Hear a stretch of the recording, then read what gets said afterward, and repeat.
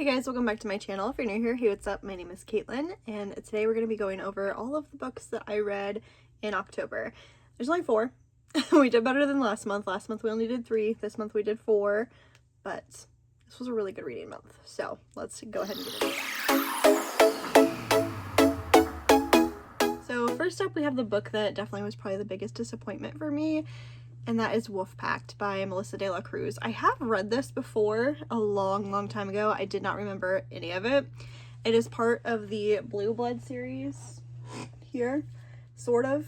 The Blue Bloods and the Witches of East End. It's like in that same realm. It takes one of the characters from Blue Bloods and has her like on her own little story here. Bliss. It's Bliss. If you have read those. They're very old, so if you haven't read them by now, like, you should. I did not love this one. I adore the Blue Blood series. I've read all of them except these 4. So these are the ones that just came out recently, like within the last 5-ish years, I think. I could be wrong on that.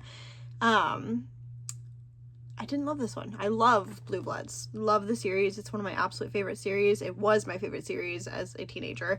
I still love it today. This one just, there was like 200 and some pages in here. Let's see. Oh, that's a little like 271 pages. And I feel like I didn't really get much out of this. Like, it's about the wolves, the hellhounds, if you will. And Bliss going to like recruit them for the ongoing war that's happening in Blue Bloods. So if you haven't read Blue Bloods, sorry, spoilers. But I don't know, like, Bliss is one of my favorite characters, if not my favorite character in the Blue Blood series. And I just don't feel like they learned a lot more about her. We didn't really learn a lot about the characters in here whose names I can't even think of. Lawson's like the main wolf in here, and you don't really learn a ton about him. There's just not enough like backstory to this. Like, this should have been another series in my mind. So still didn't love it. It is still Melissa de la Cruz, so I still love her, but not my favorite. Then we dove into Witches of East End. Basically, I'm rereading Blue Bloods, and I've reread all of them except for Gates of Paradise, because you need to read these first to read Gates of Paradise.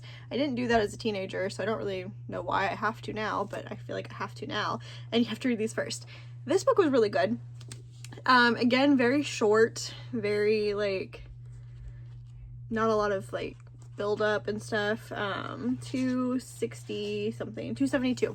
372 pages in this. Not a ton of like backstory, not a ton of world building, but the story's really good. It goes back between the 2 sisters and the mother. Freya and Ingrid are the sisters, and then Joanna is the mother. Freya's definitely my favorite. So sorry, had to sneeze. But Freya's definitely my favorite. And they basically are witches who had to give up their magic, and like they still have their magic, but they can't use it legally. Like, they're not supposed to appease whatever they've done in the past, which you don't know yet what they've done in the past. I'm assuming that's to come in the next 2 books. So really good. This was a TV show. I never watched the TV show. I didn't know it was a TV show until I bought the books, honestly. But I really enjoyed it. I love Melissa de la Cruz's writing. This was one of her best in my opinion. Still love Blue Bloods more, but really good. Highly recommend this one. I'm not gonna say highly recommend. It's not like you have to read this, but like if you want to read it, I wouldn't say no. Next is this. This is from a library, but this is The Throne of Glass, Queen of Shadows.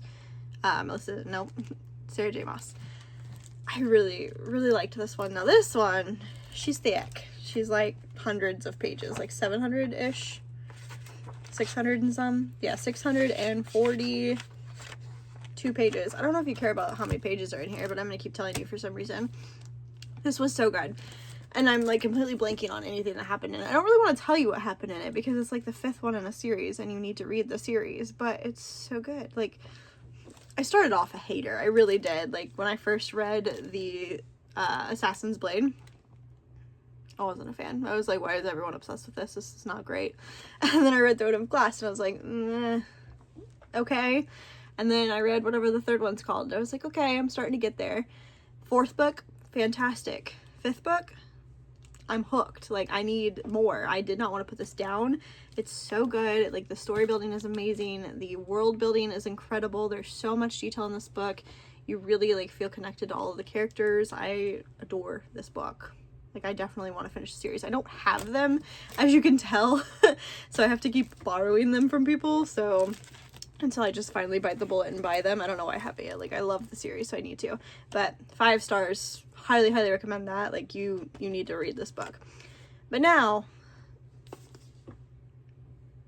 I have no words. I am obsessed. This is The Coven by Harper L. Woods.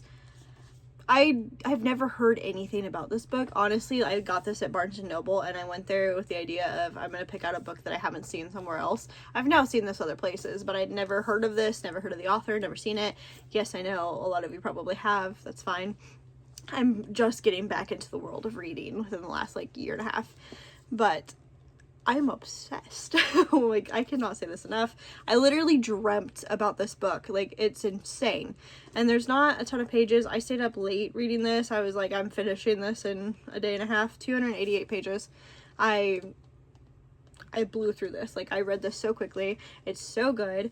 The Alaric and Willow, their, like, love hate relationship, enemies to lovers, whatever you want to call it, is so fantastic. The buildup is amazing. The ending I did not see coming, and when I tell you it's difficult for that to happen, it's difficult for that to happen. Like, I pride myself, I guess, on predicting the endings before they happen.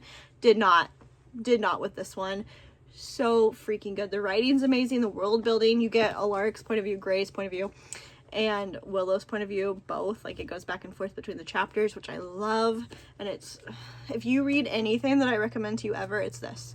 I am obsessed. I'm literally going to borrow this to my friend right now because she needs to read it so I can have someone to obsess with this book over.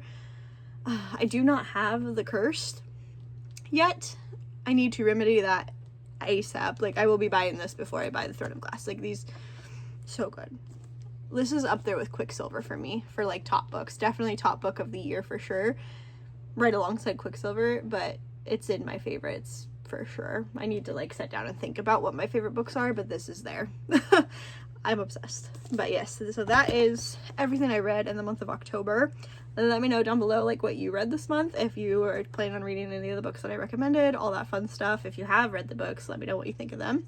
Don't forget to like this video before you go, and subscribe so you don't miss out on any more of my future videos. I'll see you guys next one. Bye, guys.